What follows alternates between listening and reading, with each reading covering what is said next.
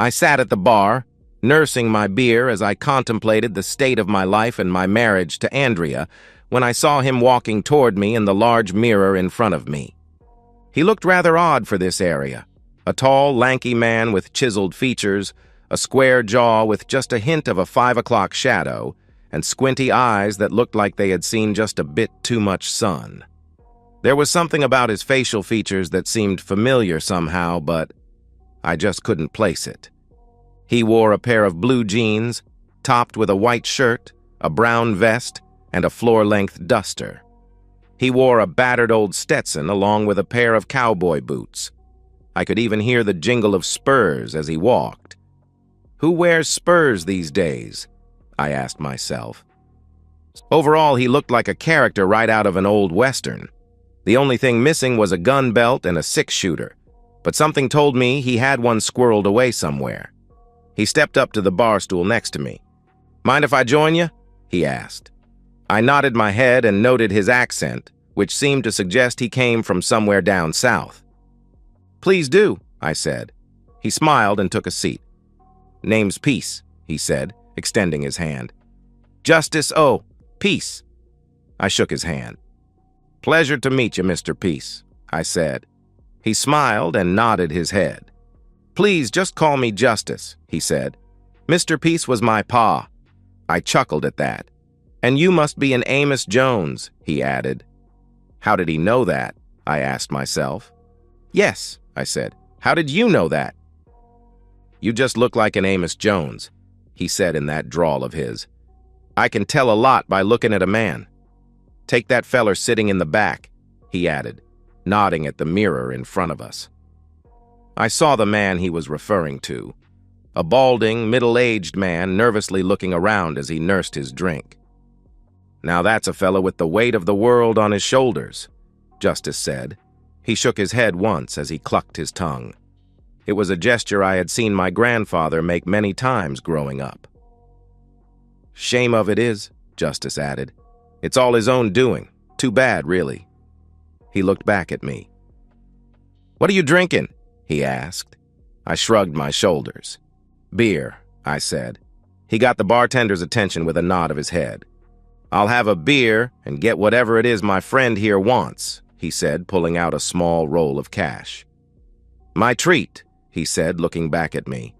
I thanked him and watched as he pulled out a pack of cigarettes. "Mind if I smoke?" he asked. I had quit smoking a few years back, when Andrea and I first got married, and was at the stage where the odor of cigarette smoke bothered me, but I decided this was no time to be unfriendly. I shrugged my shoulders. "Go ahead," I said. He pulled out a cigarette, then pulled a wooden match from a box in one of his pockets. I couldn't help but notice it was his last match. He scraped the match on his jeans the way I had seen in all those old westerns and lit up. Surprisingly, the cigarette gave off no odor whatsoever. He put the burnt match back in the box and offered me a cigarette. "No thanks," I said. "I quit a few years ago." "Smart move," he said. "These things will kill you. I think you might like these, though. Rolled them myself. Spent years getting the blend just right. Go on. I know you want one. It's okay. One won't hurt you." At that moment, I found myself actually craving that cigarette. I thought I was past that point, but something about his offer appealed to me. I nodded my head and accepted his offer. He smiled as I put the cigarette in my mouth. "There you go," he said, opening his matchbox. I thought he had no more matches, but apparently I was wrong. He pulled out what seemed to be the same match and lit my cigarette. He blew out the match and put it back in the box. It was still the only one he had. How did he do that? I asked myself. I took a long drag off the cigarette and was surprised that I didn't start coughing. It didn't taste like any cigarette I had ever smoked before, and I found myself starting to relax. Justice smiled and nodded his head as the bartender brought us our beer. "Ain't nothing quite like a beer and a good smoke with a friend to finish the day, is there?" he asked. I had to agree. He lifted the beer and we clinked our glasses together. "To friendship," I said. He nodded his head. "Friendship," he repeated. "So, what do you do, Justice?" I asked. A little bit of this, a little bit of that, he said. I pretty much go where the wind takes me. Mostly, though, I help fellas who've been done wrong. Fellas like you, for example. What do you mean? I asked. Well, I know you work hard, and you're damn good at what you do, he said. I don't understand all that newfangled tech stuff you do, but I happen to know you're the best. He was right about that, I thought. I'd been doing computer and IT work for as long as I could remember. Right now, I work as a field service technician, taking care of our clients' networks and servers, and often helping end users with desktop issues. It was good money, and I made sure everything I did was done right the first time. The only downside was the periodic trips I had to make out of town. I also happen to know that you put in an honest day's work for an honest day's pay. You don't cut corners and you never cheat, he told me. I began to wonder if this guy was some kind of private investigator. You always put your family before yourself and always think of your pretty little wife. But something's gaining on you, Amos, isn't it? What's gaining on you? Wait, let me guess. It's your wife, isn't it? Yes, it is, I said. How do you know that? Like I said, he told me, I can tell a lot about a man just by looking at him. How long has your wife been cheating on you? I shrugged my shoulders. I don't know, I said. I've suspected for a while now, but I found out last night when I got home. Tell me about it, he said. I told him everything. How Andrea and I met, fell in love, and got married. How she worked as a secretary for a law firm that used our company for their IT services, and how I met her while on a service call. We dated for a while, fell in love, and got married. That was almost 5 years ago. Then she started to change. It was just little things at first, but over the last year, she had become a total bitch about everything. I wondered if she was having an affair, but I couldn't afford to pay for a private investigator. A few days ago, I was sent to a remote site in the next state and finished up a day early, so I thought I'd surprise Andrea by coming home and taking her out on an unannounced date. It turned out I was the one who got the surprise.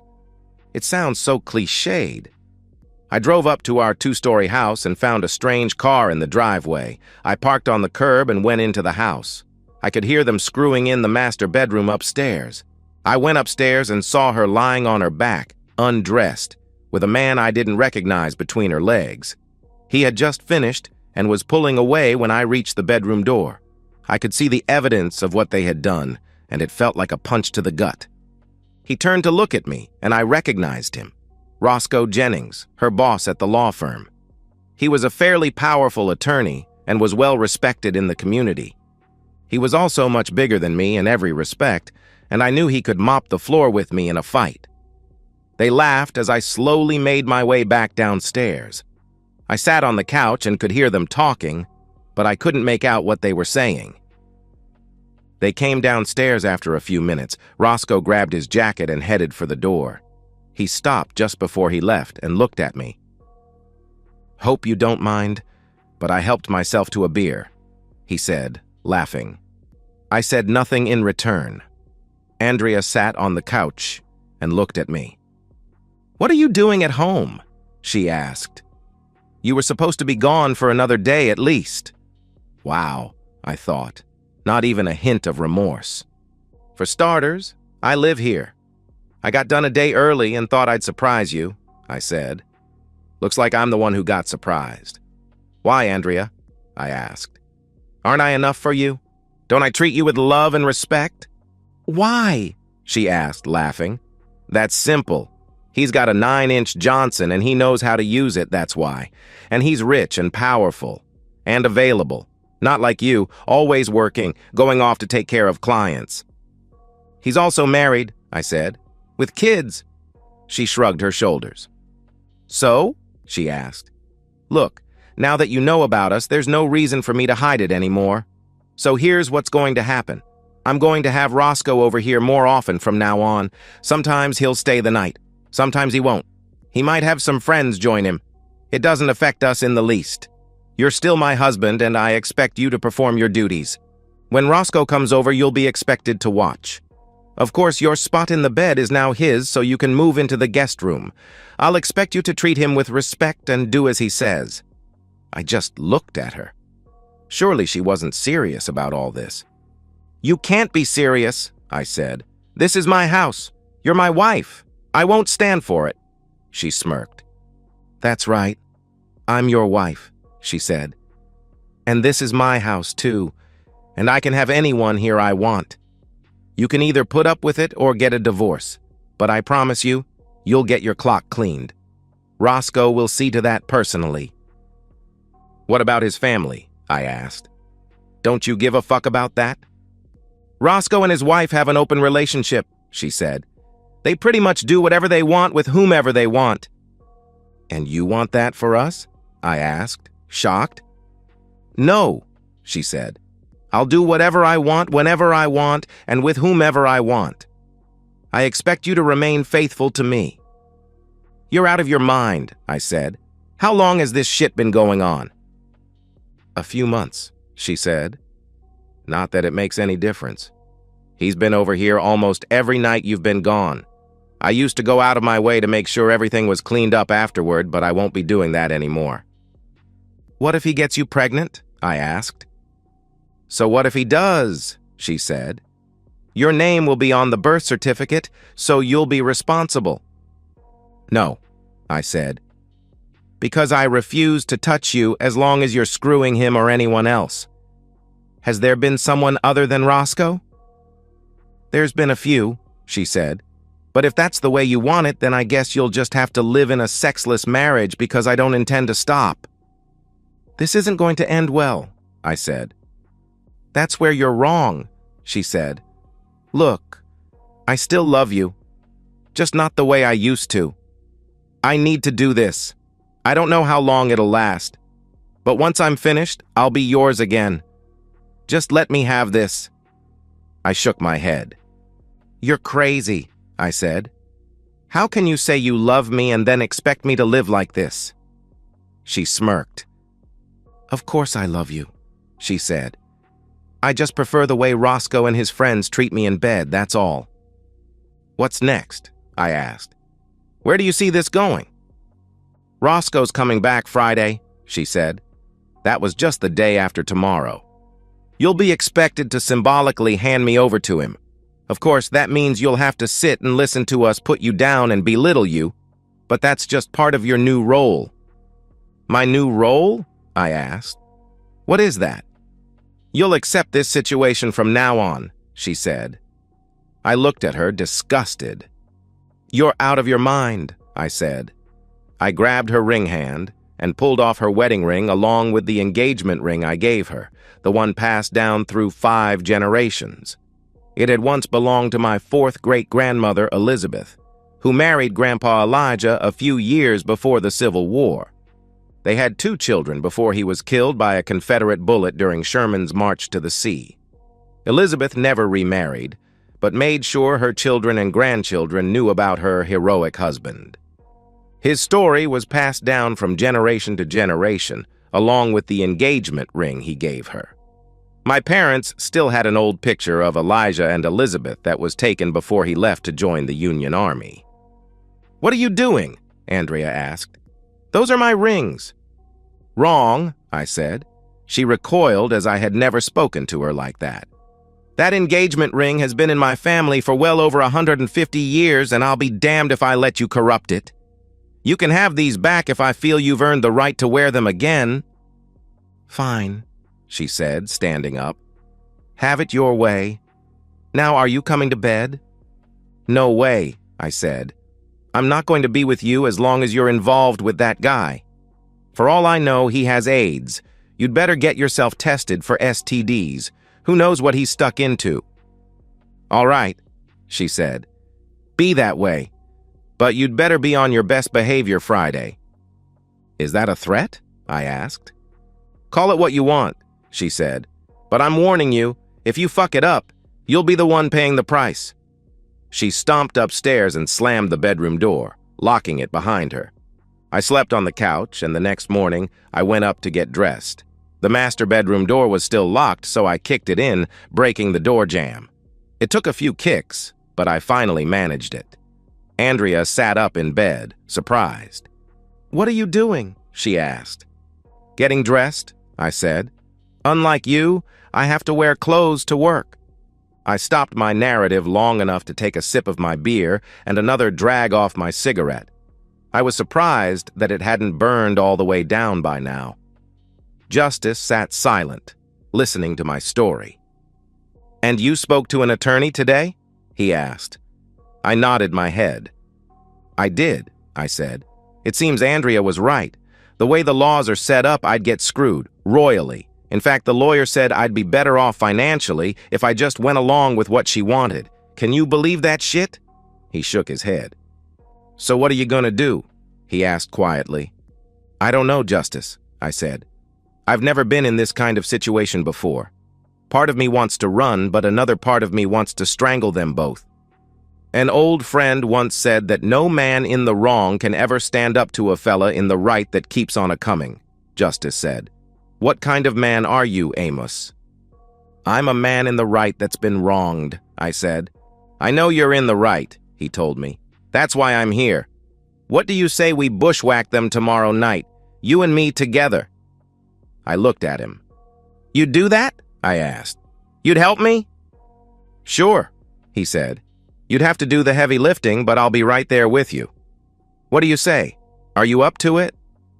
"Hell yeah," I said. I don't know what it was, but something about this guy gave me a feeling of confidence I hadn't had in a long time. He smiled, and we spent the next hour discussing our plan. By the time we were finished, I was ready to take on the world. "I'll see you tomorrow night, partner," he said as he got up. I watched him leave, and I felt better than I had in a long time. I put my jacket on and headed home. Sure enough, Andrea was home when I got there, and she wasn't very happy. "Where have you been?" she yelled when I walked in. "What do you care?" I asked. "You've been drinking," she said when she got close to me. "Yeah, so what?" I asked. "At least I haven't been out chasing unfaithful women." "I've been worried about you," she said. "I thought you'd go and do something stupid. I know you saw an attorney today. So, are you and your so-called friend having me followed now?" I asked. "What if I am?" she asked. "And yes, I know you were down at that bar, drinking, talking to yourself the last couple hours." Talking to myself? If she was having me watched, surely whoever was watching would have seen me with Justice. I knew the bartender saw him. Hell, he even served him a beer and took his money. "I have a lot on my mind," I said. "Tonight's the last night you can have me exclusively," she said. "So, are you going to come upstairs or what?" "No," I said. "I told you. There's no way I'm being intimate with you while you're involved with Roscoe." "Have it your way," she said before heading upstairs. Damn her, I thought. Damn her and the horse she rode in on. I put my hand in my jacket pocket and felt something. I pulled it out. It was one of Justice's cigarettes, along with a fresh match. How did that get there? I asked myself. Fuck it, I thought. I grabbed a beer and walked out to the back porch. I opened the beer, put the cigarette in my mouth, and scratched the match over my jeans the way Justice did. To my surprise, the match lit right up. I took a long drag off the cigarette, savoring the flavor. I began to relax as I sat down on the porch swing I installed last summer. The next thing I knew, Andrea was standing on the porch looking down at me. "When did you start smoking again?" she asked. "Tonight," I said. "What's it to you?" "You mean to tell me you'd rather sit out here and smoke than be intimate with your wife?" she asked angrily.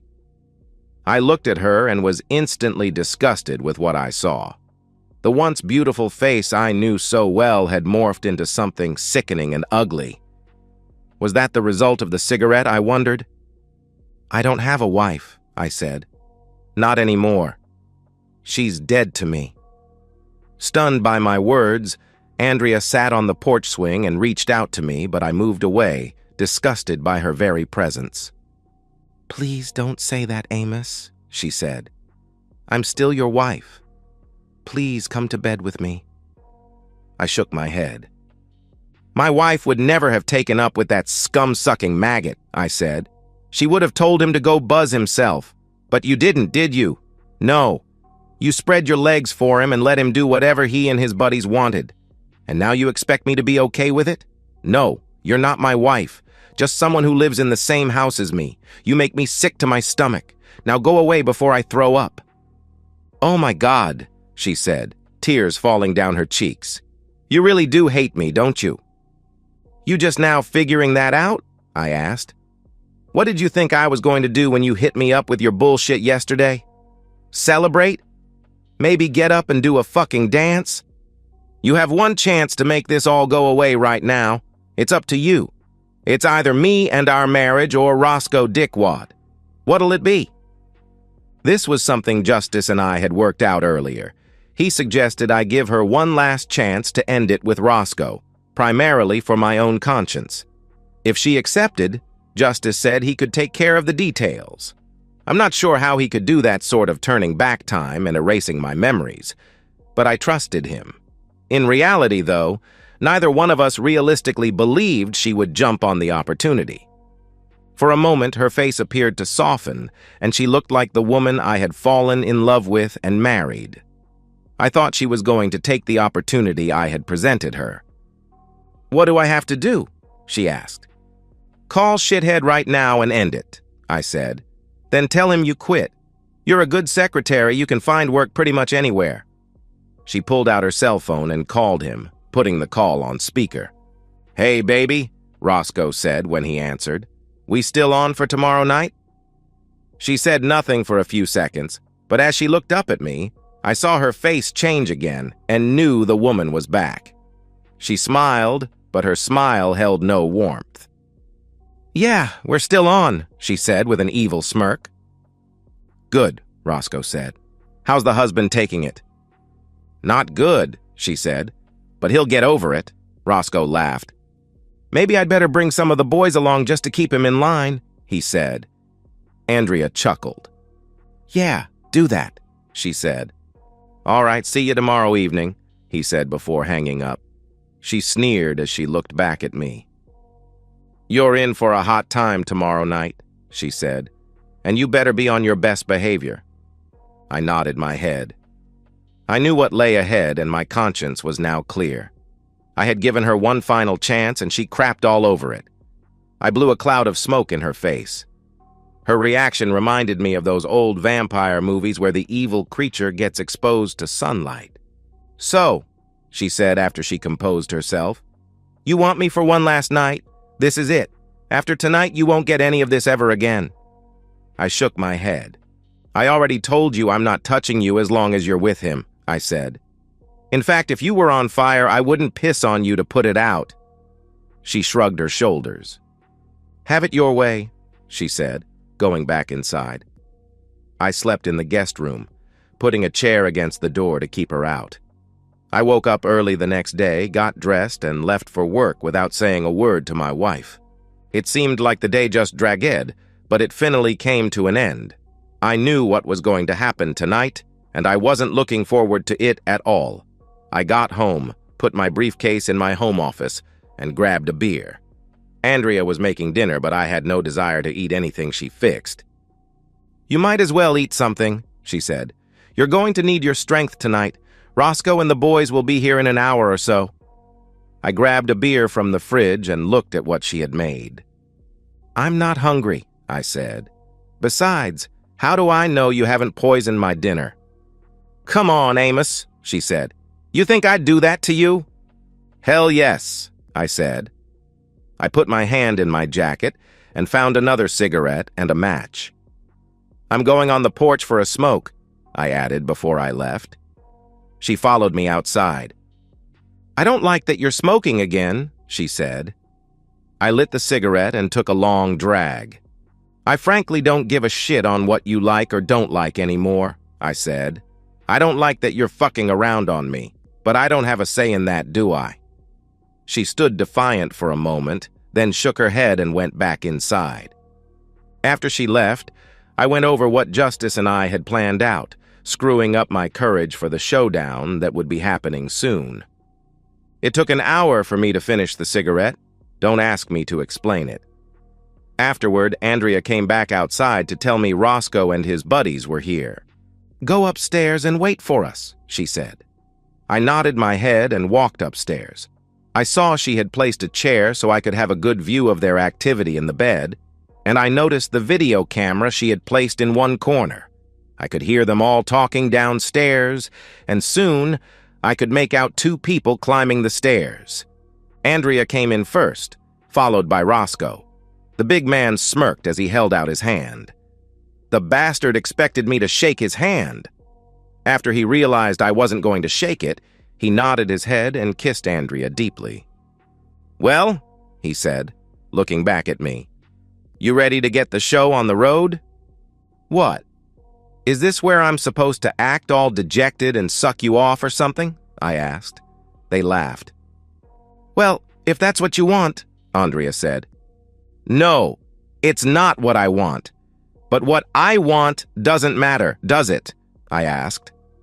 "I'm detecting a bit of hostility," Roscoe said. "Maybe the boys ought to come up and give you an attitude adjustment." "What, you too chicken to do your own dirty work?" I asked. "Let me make this simple so even a moron like you can understand." I could tell he was getting angry. Good, I thought. I pulled off my wedding ring and crammed it in his shirt pocket. Both he and Andrea looked at me, shocked. This wasn't the reaction they had expected. "You want the slimy wife?" I asked Roscoe. "You can have the slimy wife. Trust me, she's very high maintenance, and if she doesn't immediately get her way, she turns into a real bitch. Oh, she'll act all lovey-dovey for the first few years, but she'll be screwing around on you before long. Enjoy. I hope it works out better for you than me. Now, you came here to take the no-good wife. Get to it." Andrea wasn't expecting this reaction, and she looked at me, shocked. Roscoe's face turned red with rage, and he began moving toward me. He stopped just as a large dark shadow moved into the doorway. I looked and saw Justice, his hat nearly scraping the ceiling. Except for two balls of fire where his eyes should have been, he was completely dark and I could only make out his outline. "Who the fuck are you?" Roscoe asked. "And how'd you get past my boys?" "My name is Justice," the tall, shadowy man boomed. "And I'm taking you in." Out of nowhere, he produced a lariat, and with a flick of his wrist, sent it over the two surprised cheaters. As he pulled the rope tight, it erupted in flame, causing them to scream. Suddenly, the room vanished. The sun burned high in the clear blue sky, and it took a while for me to adjust to the brightness. As I did, I noticed that Justice and I were in the middle of a dusty street. A few buildings lined the street, reminding me of an old western town. There was no other life on the street, except for a horse tied to a hitching post in front of a saloon across the street. I took inventory and realized the khakis and dark polo shirt I had worn home from work were gone. I was dressed much like Justice, except for the thick poncho over my shoulders. I also noticed I had a pair of Civil War-era caps and ball revolvers in holsters on either side of my hip. The holsters were both tied down to my legs. "Where are we?" I asked Justice. "In the middle of the street," he said matter-of-factly. "I can see that," I said. "But where?" He shrugged his shoulders. "Does it really matter?" he asked. "I guess not," I said. He nodded to the saloon. "They're in there waiting for you," he said. He looked at me intently. "You ready to do what needs doing?" I took a deep breath and nodded my head. "I am," I said. He nodded his head. "Good," he said. "I'll be right there with you. Just keep calm and take it one step at a time." I nodded my head and we walked toward the saloon. When we got there, I opened the swinging doors and looked inside. Roscoe and Andrea were sitting at a round table by the far wall. A lit kerosene lamp sat in the middle of the table and each had a shot of liquor in front of them. I looked and saw Roscoe's 3 amigos standing against the wall, waiting for Roscoe's orders. All 5 of them wore period clothing, and Roscoe's 3 thugs were all armed with holstered pistols. I walked into the saloon and stood a few feet from the table. Justice entered and stood close to the door, watching our movement. Roscoe and Andrea were deep in a secret discussion, but stopped when I walked in. Roscoe sneered as he looked at me. "Who are you supposed to be? Clint fucking Eastwood?" he quipped. Andrea giggled, and the three sidekicks sneered. Roscoe turned to his three goons. "Why don't you boys take the trash out so the little lady and I can have some privacy?" They moved forward, and I saw two of them reach for the guns in their holsters. I knew I had to act quickly, so I reached down with my right hand and drew a pistol. Fanning the trigger the way I had seen in the movies, I fired 3 quick shots, one at each of Roscoe's goons. When the smoke cleared, I saw all 3 of them on the floor, their blood soaking into the wooden planks. 2 of them had managed to draw their weapons before I shot them. I aimed my pistol at Roscoe. "You killed those men," Andrea said, shocked. "That's right," I growled. "And Loverboy's next." "No, please," Roscoe begged, his hands out in front of him. "We can work this out like men. You don't have to kill us." "That's right, Amos," Andrea begged. "Please, no more. I'm sorry. Really, I am. Come on, honey, we can work this out." "You had your chance last night," I said, "and you chose this piece of shit over me." "Look, Amos, this was just supposed to be all-in fun, you know," Roscoe begged. "Please don't kill me. I'm begging you." "Begging?" I asked. "You know, Justice, I think your friend was right when he said no man in the wrong can stand up to a man in the right." I noticed a large wet spot in the crotch of Roscoe's trousers and laughed. "Looks like you hitched your wagon to a real loser," I said, addressing Andrea. "Look at him. He just pissed his pants. Is that your idea of a man?" Andrea looked down at the floor, tears falling down her cheeks.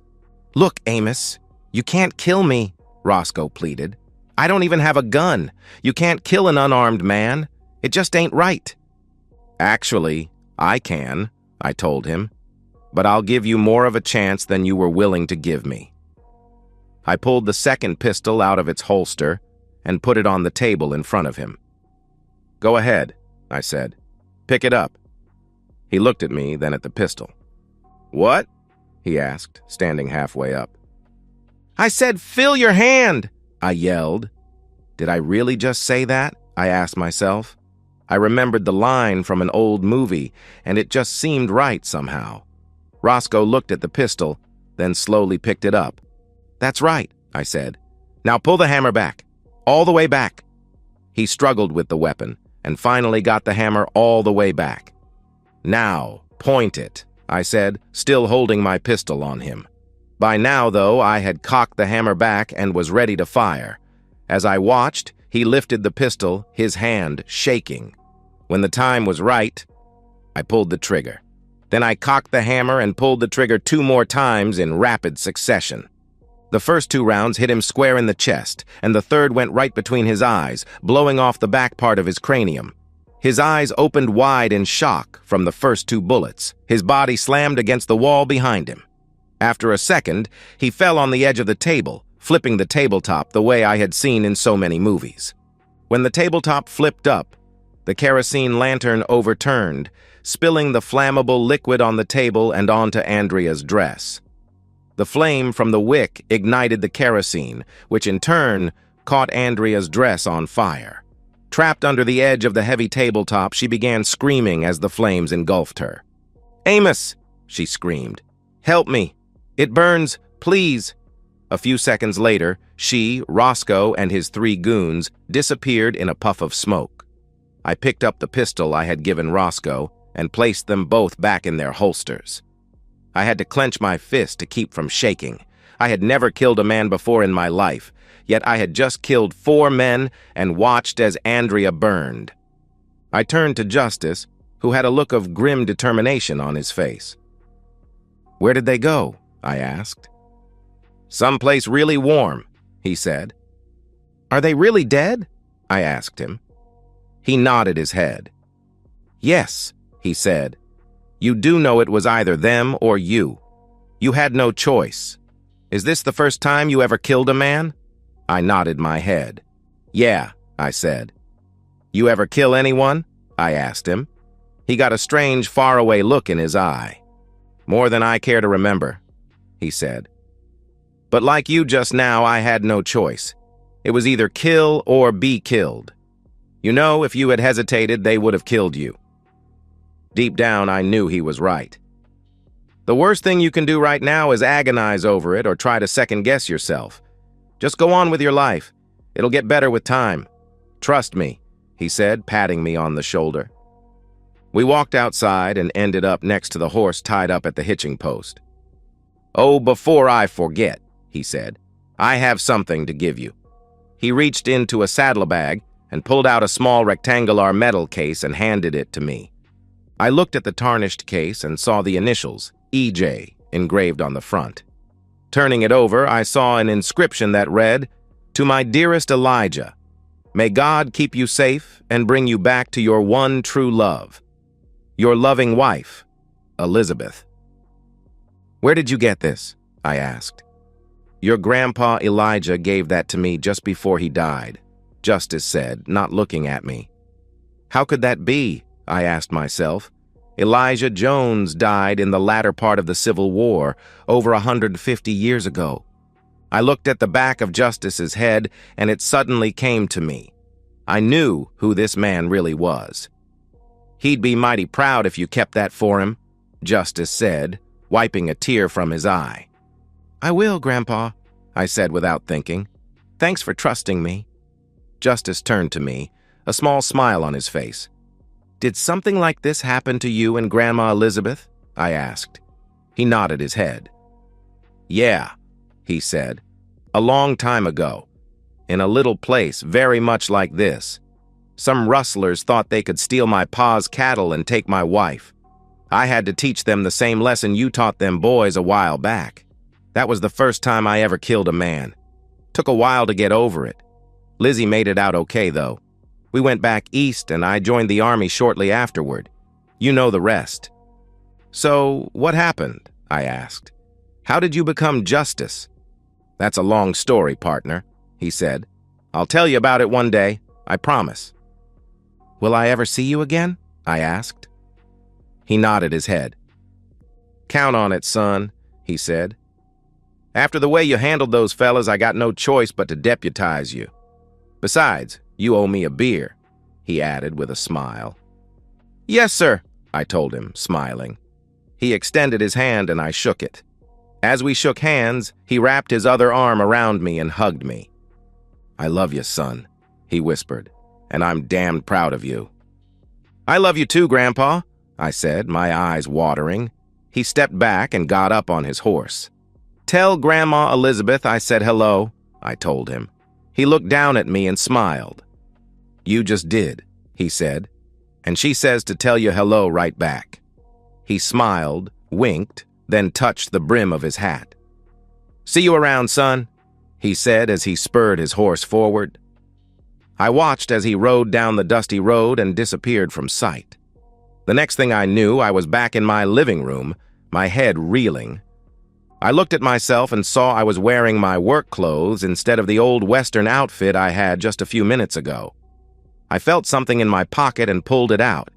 It was the old cigarette case Justice, or rather, my grandpa Elijah just gave me. I opened it and saw one side was packed with his hand-rolled cigarettes, and a picture was on the other side. I looked at the picture and saw it was one of Elijah and Elizabeth. As I studied the photo carefully, I could clearly see the resemblance between Elijah and Justice. There was no question in my mind who Justice really was. I turned the photo over and saw a brief inscription scribbled on the back. "To Amos, all our love, Grandpa Elijah and Grandma Elizabeth." I put the photo back, stunned. How would I explain this to my parents? I realized the truth was I couldn't say anything about any of this to anyone. For starters, no one would believe me. I realized I hadn't eaten in hours, and I was starving. Going in the kitchen, I looked at the cold meatloaf Andrea had made and tossed it down the garbage disposal. I pulled out a couple of pieces of cold leftover pizza and tossed them in the microwave. After I ate, I began packing up all of Andrea's things. By the time I was done, it was late, and I was exhausted. I slept fitfully, dreaming of men in blue and gray uniforms killing each other. I also saw Andrea burning in one scene after another. The next morning, I got up, drank a cup of coffee, and did my usual weekend chores, which included mowing the yard. Part of me missed Andrea, but a huge part of me felt relieved that I wasn't being bombarded with her non-stop bitching and cheating. By the end of the day, I had some semblance of a plan. Naturally, I couldn't tell anyone what really happened to Andrea, so I decided to visit the police the next day to file a missing persons report. I knew they wouldn't do anything unless I had waited for a reasonable amount of time. I made a note to call an attorney and find out how long I had to wait to file for a divorce based on desertion, since I knew no one would ever find Andrea. The next day, I went to the police station and filled out a missing persons report. The desk sergeant took my report, read it, and then asked me to wait a few minutes. I sat down and waited for what seemed like an eternity. Finally, a man in a suit came up to me. "Amos Jones?" he asked. I nodded my head. "I'm Detective Smith. Do you have a few minutes? I'd like to discuss your missing persons report." I followed him into a room and watched as he put out a recording device. "Mr. Jones," he said, "I noticed you said your wife left with Roscoe Jennings and 3 other men Friday night. You say you haven't seen them since, is that right?" "That's right," I said. What else could I say? "One of the 3 men with Roscoe was an undercover police officer," he said. "He's also gone missing and no one can locate him. Were you aware that your wife was having an affair with Mr. Jennings?" "I found out earlier in the week," I said. He nodded his head. "Do you own a gun?" he asked. "No, I don't," I said, which was true. I didn't own a gun, but had considered buying one. "You know, we usually look at the husband closely when something like this happens," he said. "Would you mind if we searched your house?" "No, not at all," I said. I had nothing to hide. Well, except for maybe shooting 3 men, but what was I going to say? "I shot Roscoe and your officer in an alternate dimension." "We'll be in touch, and I'd appreciate it if you remained available," he said as he started to get up. "Detective," I said, "was my wife involved in something illegal?" "That's what we were trying to find out," he said. "I can't go into the specifics, but we've been watching Mr. Jennings for quite a while." "I see," I said. He shook my hand and left. I went back home, and sure enough, several police officers came by and did a thorough search. They found nothing except for my wedding ring, which had rolled under my bed somehow. After they left, I put the bags holding Andrea's things in my car and drove to her parents' house. I told them about her cheating and informed them that she had left with her lover Friday night and hadn't returned. They were shocked when I told them. "Do you have any idea where she might be?" Andrea's mother asked. What could I say? That she's burning in hell? I shook my head instead. "No idea," I said. "But it doesn't matter. I'll be filing for divorce anyway." "I understand, son," her father, Jack, told me. "Please let us know if you hear anything." I promised I would, then left. My parents were just as devastated as Andrea's and offered to help in any way they could. But I knew there was nothing they could do. I saw an attorney on Monday about divorcing Andrea based on desertion. I explained that I had filed a missing persons report and the police were looking into it, but the lawyer told me I would have to wait a year before I could file on the grounds of desertion or abandonment. I thanked him and went back to work. Life went on for the next several months as usual. I worked, came home, ate, slept, and began the process all over again. Every so often I called the police station to check up on my missing persons case just to keep up appearances. I always got the same answer. No leads, but they're still working on it. I ended each day with a beer and a cigarette on my porch, often thinking about my grandfather. I wondered where he was and what he was doing. Strange thing, though, that cigarette case never went empty. Most days, I never smoked more than 2, but the case would be completely full in the morning. I didn't complain one bit. Seriously, have you actually checked out the price of cigarettes these days? During the first 6 months after the incident with Roscoe and Andrea, I focused on work and stayed away from women. Then one day, it happened. I bought a lottery ticket and found myself with an $85 million windfall. I was given a choice: either take a lump sum of over $57 million after taxes or accept an annual annuity over the next 30 years. After looking at how much I would get every year, I chose the annuity. I decided to quit my job since I no longer needed to work. My coworkers said they would miss me, and I knew I would miss them as well. But the truth was, I had become bored over the last 6 months. On top of that, I started to feel as though my time with Elijah had awakened something inside me. I decided to buy a place in the country and found a nice 2-story ranch house on 20 wooded acres. The place needed a bit of work, which suited me just fine. It also had a couple of outbuildings and a horse corral. Naturally, it had a good internet connection along with all the modern utilities. I moved all my stuff out and rented the old house I once shared with Andrea, with the intent to sell it once my divorce was final. Still, there was something missing. I considered buying a horse, but I knew nothing about taking care of one. Many nights I ended up at the Wrangler, a small but popular bar not too far from my new house. One night, I was at the Wrangler, nursing a beer and watching a game on the large television, when I heard a female voice. "That's an interesting case," the woman said, looking down at my cigarette case. "Mind if I look at it?" I invited her to sit down and handed it to her. She inspected it carefully, reading the inscription on the back. As she inspected the case, I inspected her. Slim, well-built, long blonde hair framing a face that could best be described as girl next door pretty. Her breasts were just the right size, not too big and not too small. "This looks like early Civil War," she said. "Where did you get this?" "Family heirloom," I said. "Belonged to my great-great-great-great-grandfather, Elijah." I opened the case and showed her the picture inside. She smiled as she looked at it. "They look like they really loved each other," she said. I nodded my head.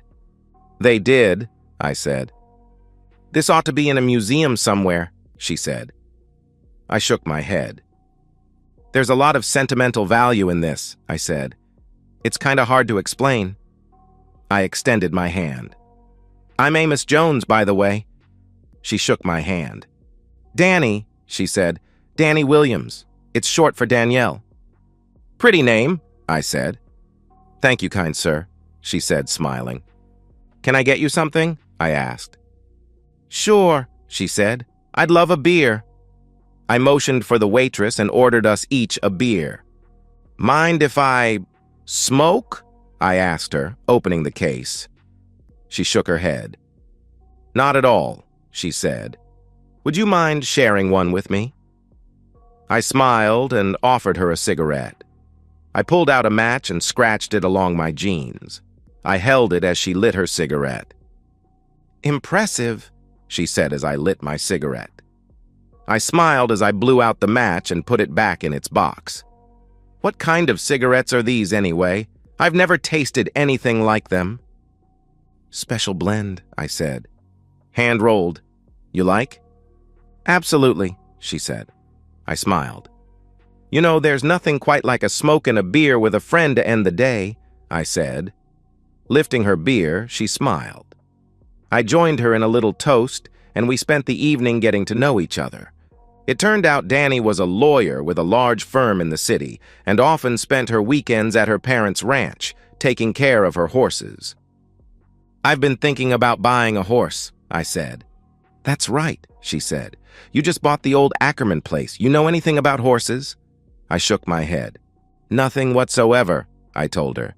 "But I'm a fast learner," she laughed. "Well, you know, horses require a lot of care," she said. "On average, you'd probably need to devote about 4 hours a day.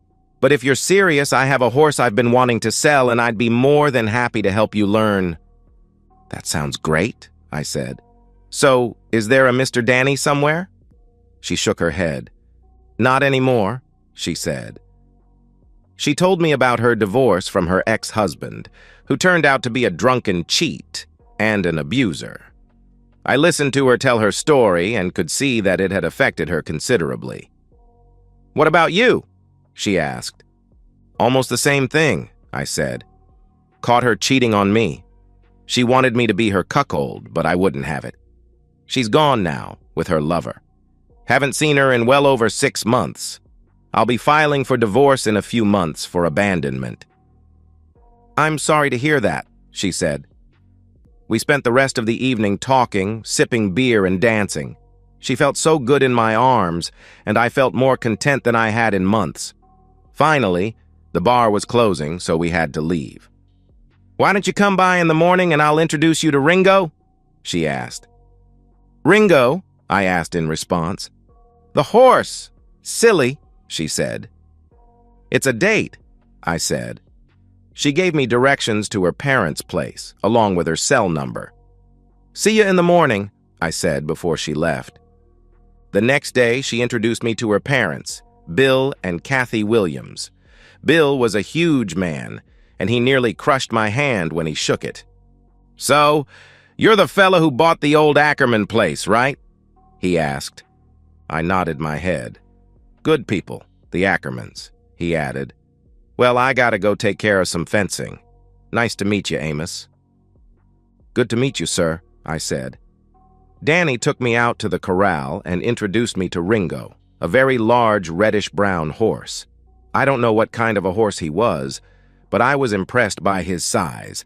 Danny told me he was a very gentle animal and liked lots of attention. She showed me how to put a saddle and a bridle on him, then taught me how to ride him.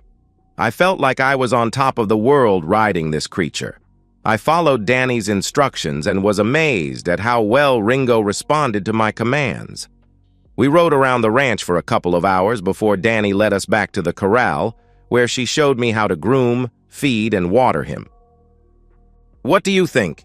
Danny asked when we left the corral. "I'm very impressed," I said. "How much do you want for him?" "Let's talk money in a few weeks," she said. "I'd prefer it if you spent time here learning how to care for him and ride him first. I just want to make sure he has a good home. Can you do that?" "Sure," I said. "Good," she said. "I'll let my dad know so he doesn't shoot you for rustling," she added, laughing. I walked her to the door and she turned to me before going inside. "I had a really good time with you this weekend," she said. "I have to leave tonight to get back to the city, but I'll be back Friday night." "Would you like to go out with me next Friday?" I asked. She smiled and kissed me on the cheek. "I'd love that," she said. "Now be good to Ringo. He's still my baby, you know." "I will," I promised, and that began the next chapter in my life. I came over every morning to take care of Ringo. Bill and the ranch hands showed me a few more tricks, and over time, we all became good friends. I enjoyed the time I spent there and began to feel a connection with the animals. I also found myself thinking less and less about Andrea. Danny came home every Friday and we dated for several weeks. On Friday, she showed up at my door, suitcase in hand. "Would you mind an overnight guest?" she asked. "Please, come in," I said. We went out for dinner and ended up in my bed. It had been a long time since I had been with a woman, and Danny said it had been a long time for her as well. That first night, we were completely consumed by passion. At one point, she took control, and I responded with intense energy, like a wild bronco. Afterward, we lay in each other's arms. She got up on one elbow and looked me in the eye. "Just so you know," she said, "I'm strictly a one-man woman and I absolutely detest cheaters. Can you handle that?" "Absolutely," I said, "and I'm strictly a one-woman man and I don't tolerate cheating of any kind." She kissed me deeply, her tongue invading my mouth. When she finished, she looked at me. "Good," she said, "because I think I'm falling in love with you." "I'm glad," I told her, "because I know I'm falling in love with you." We embraced one more time and made love before falling asleep. Dad says he's really impressed with the way you've been taking care of Ringo, she told me the next day as we drove to her parents' ranch. I enjoy it, I said. He's a beautiful animal. So, you still want to buy him? She asked. Absolutely, I said. She told me how much she wanted, and I nearly choked. Of course, I could afford it, but I had no idea horses cost that much. I knew I'd be putting out over $3,000 a year to take care of him, but that was no problem whatsoever. It's a deal, I said. Mind if he stays put for a couple of weeks while I get the corral ready? No problem, she said as we pulled into the ranch. A couple of weeks later, the corral was ready and Bill brought Ringo over. He looked at what I had done to the corral and was impressed with the new shelter I put up for the animals. Damn, son, he said. This is gonna be one spoiled horse. You got a television in here as well? He asked, laughing. Thought about it, I said, laughing with him. After we got Ringo settled in, Bill looked at me seriously. You know Danny really likes you, he said. A lot. Yes, sir, I said. And I really like her a lot, too. He nodded his head. He looked at me before speaking. I know you do, he said. I just want you to know that she's still my baby girl, and I'll do whatever it takes to protect her. Her last husband was a real bastard, and it was all I could do to keep from skinning him alive. Just promise me something. What's that? I asked. Treat her right, he said. Don't ever make my little girl cry. You do that, and you'll always be welcome in my house. I promise, Mr. Williams, I said, extending my hand. He took my hand and smiled as he shook it. I'm gonna hold you to that, son, he said. Well, I'd best be off. Talk to you soon. Danny and I continued to see each other over the next few months. In that time, our love for each other grew and blossomed into something special. We talked about everything, our hopes and dreams for the future, children, you name it. Like me, she wanted children and often talked about being able to retire to the country. She wisely never mentioned marriage, but I could tell it was on her mind. A year after the incident with Roscoe and Andrea, I contacted my lawyer. He still had the paperwork ready to file. I had spent the last year making sure I had jumped through all the legal hoops. Naturally, the authorities never found Andrea. I knew they wouldn't, and it was now considered a cold case. My lawyer told me I would be a free man in 30 days. I pulled out Grandma Elizabeth's ring and made plans to have it cleaned and sized for Danny. I intended to propose to her the weekend after the divorce became final. Life was definitely looking good. And so, we've reached the end of today's story. Was it what you expected, or did it take a twist you didn't see coming? I'm curious to hear your thoughts. Share them in the comments below, and let's get a conversation going. If this story kept you hooked, make sure to hit that like button. And if you're new here or just haven't subscribed yet, now's the perfect time to join our community. I bring you fresh, captivating stories every day, so click that subscribe button and turn on notifications so you never miss out. Thanks for watching, and I'll see you in the next one.